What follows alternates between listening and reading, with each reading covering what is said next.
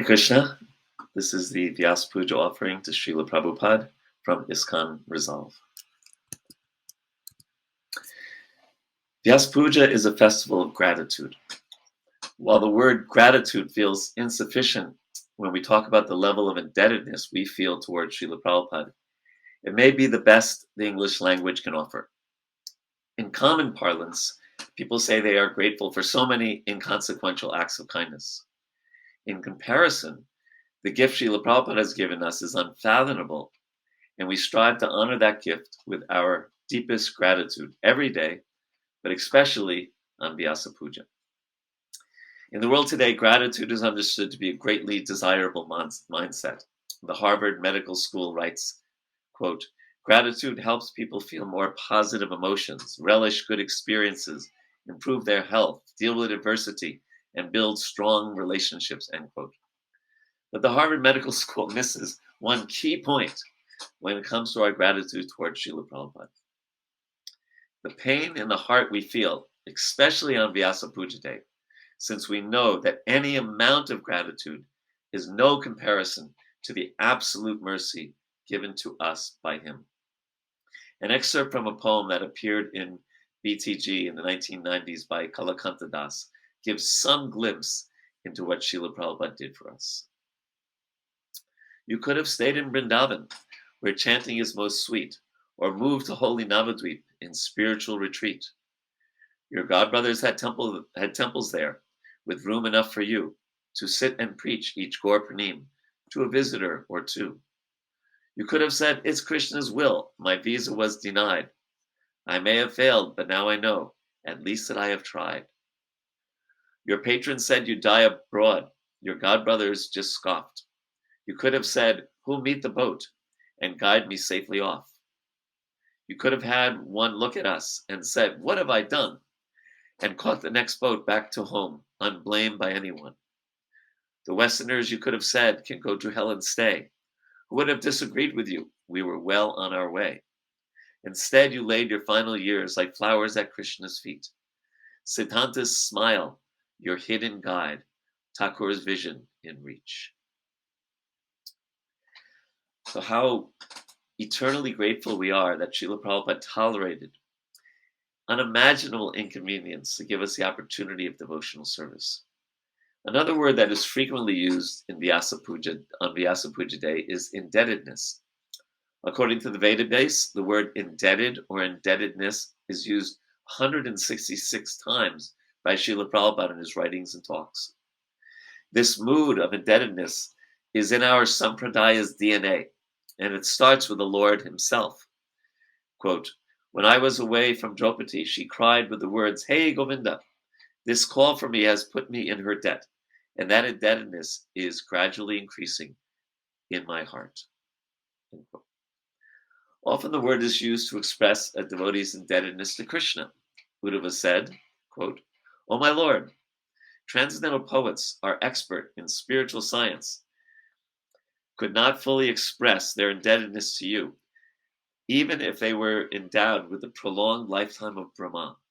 And of course, the word is used by the disciple as they glorify their spiritual master. Srila Prabhupada wrote to Maitrini Devi Dasi, quote, "It is not possible for the disciple to repay the debt to the spiritual master.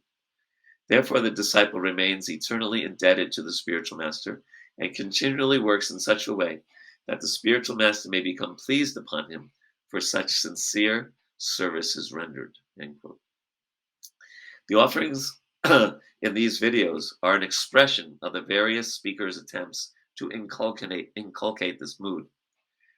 Writing a Vyasa Puja offering is not easy. We are forced to slow down and focus on the essential nature of who we are in relationship with our Guru and Krishna. It is a challenge. We likely come up with some initial thoughts of what to write, and then decide we are not satisfied with those thoughts. We may discard them as superficial or cliche. We challenge ourselves to meditate more deeply. Some of us reflect on what our life would have been like had we not come in contact with Srila Prabhupada. A meditation Prabhupada himself suggests in his purport to Canto 6, Chapter 2, verse 34, quote, "We should always consider that what our position was before we came, and what it is now. We had fallen into abominable lives, but now we have been given the opportunity to chant the Hare Krishna mantra. Therefore, we should always appreciate this opportunity. End quote. We are pushed towards feelings of gratitude and indebtedness. By Krishna's grace, we finally are able to express something, albeit falling short of what we wish we could more thoroughly express. While the offerings here are spoken before Vyasa Puja Day, we again get the opportunity to focus on our gratitude and indebtedness on the actual day of Vyasa Puja. We may be exhausted from the Janmashtami celebration the day before, but we push ourselves to be in audience and fully in attendance and fully present, as Srila Prabhupada's Vyasa Puja Day is a must celebration for all of his followers. Naturally, we will do our best to bring out the sincerest side of ourselves this day. As Srila Prabhupada had to teach us everything from scratch, that included how to practically honor this day. In Japan in 1970, Srila Prabhupada arrived at noon for his Vyasa Puja celebration, but the standard preparation was not done. There were no flowers, no prasad offering, and while there were many sannyasis present, a junior grihasta was offering arti. Srila Prabhupada reprimanded the devotees present and then instructed them on the proper way to commemorate Vyasa Puja, including offering of flowers 3 times, a senior devotee offering arti, and a special feast.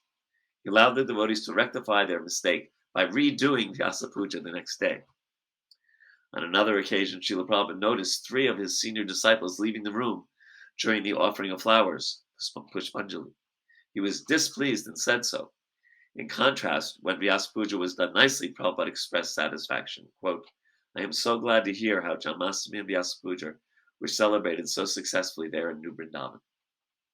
Clearly, it is important to perform the Vyasa Puja ceremony properly, with full attention and devotion.